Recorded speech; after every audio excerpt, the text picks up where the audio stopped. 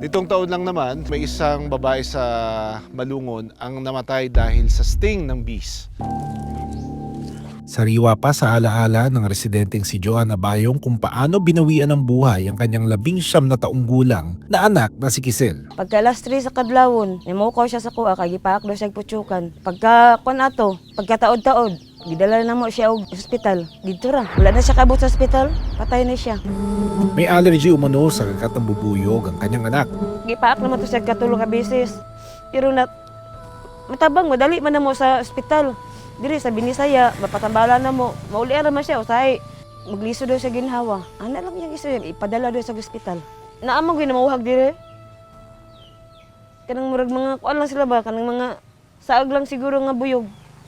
Paliwanag ng biologist na si Dr. Cleofa Cervancia, posibleng nagkaroon ng matinding allergic reaction mula sa kagat ng bubuyog si Crisel.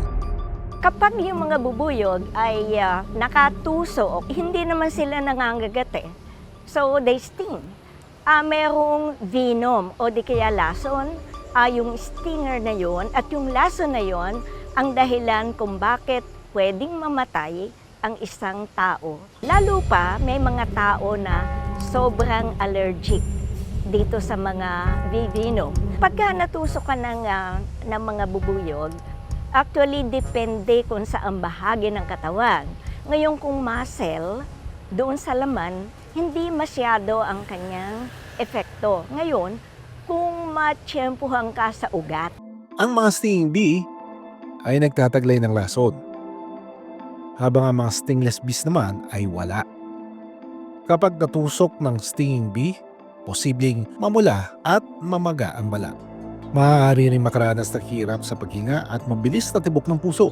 Una mong gagawin, aalisin mo yung tusok na yon, and we call it the stinger dahil nandun yung venom. Kung ikaw ay malapit dun sa may halaman, dahon, takluban mo agad yung sugat na yon, yung butas na yon, dahil yung bee venom, meron siyang substance o alarm substance na maaamoy nung kasama noong tumusok sa'yo, isang colony yan, di ba? Ang laki-laki, kaya susugurin ka noong ibang kasamahan niya.